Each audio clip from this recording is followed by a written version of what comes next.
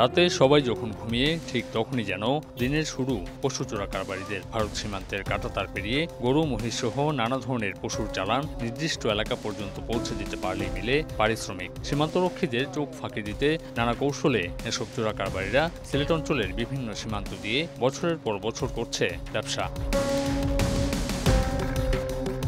অন্যদিকে বিজিবির অভিযানে প্রায় ধরা পড়ছে পশুর চালান, তবুও থামছে না অসাধু এই কারবার। পশু বোঝাই এমনই একটি ট্রাককে অনুসরণ করে সময় সংবাদ। ঈদুল আজহা সামনে রেখে পশুর চোরা চালান বাড়াতে সক্রিয় চক্রের সদস্যরা। ভারতের অভ্যন্তরে নানা কৌশলে লুকিয়ে সীমান্ত পর্যন্ত আনা হচ্ছে এসব পশু। রাতে চালান হওয়া পশু দিনের আলোতে বিভিন্ন হাট বাজারে বিক্রি ও পরিবহন হচ্ছে অনেকটা প্রকাশ্যেই।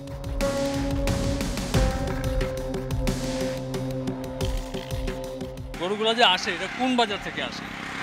বুগলা বাজার। এখন হরিপুরের এদিকে হালকা আসে আর এদিকে সাতগরের ওদিকে কিছুটা হালকা হালকা আসে। সুনামগঞ্জের দোয়ারা বাজার উপজেলার ভারত ঘেঁষা বুগলা বাজারে সময় সংবাদ। বিভিন্ন ফার্মের নাম দিয়ে বাজারে রয়েছে পশু রাখার অস্থায়ী ঘর।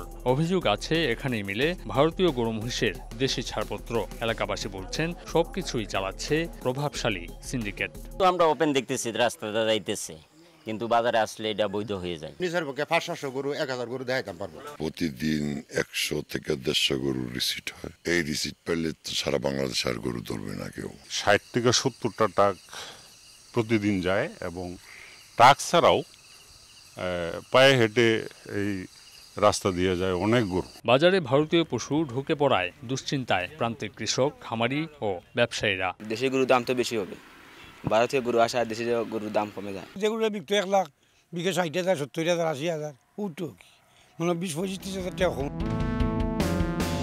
অবশ্য চোরা কারবারিদের ঠেকাতে নিয়মিত অভিযান চলছে বলে জানায় আইন শৃঙ্খলা বাহিনী। ভারতীয় গরু বাজারে ঢুকলে আমাদের লোকাল যারা কারবারি আছে, ব্যবসায়ী আছে, লালন পালন করে বড় করতেছে, ওদের লস। ঈদ উপলক্ষে আমরা সর্বোচ্চ সতর্ক আছি এবং আমাদের চেকপোস্টের সংখ্যা বৃদ্ধি করেছি যাতে কোনো চোরা চালান এই এলাকা দিয়ে না হয়। যারা ক্যারিয়ার তাদেরকে আলটিমেটলি ধরা যায়, বাট যারা এর পিছনে নেপথ্যে থাকে, যারা চোরা কারবারিদের ছোট ছোট চোরা কারবারিদের মদত দেয়, তাদেরকে আসলে আইডেন্টিফাই করাটা ডিফিকাল্ট, বাট আমরা চেষ্টা চালিয়ে যাচ্ছি। সিলেটের জৈন্তাপুর, কানাইঘাট, বিছানাকান্দি, প্রতাপপুর, সুনামগঞ্জের দোয়ারা বাজার সহ বেশ কিছু সীমান্ত এলাকা হয়ে পশু চোরা চালানের অভিযোগ দীর্ঘদিনের।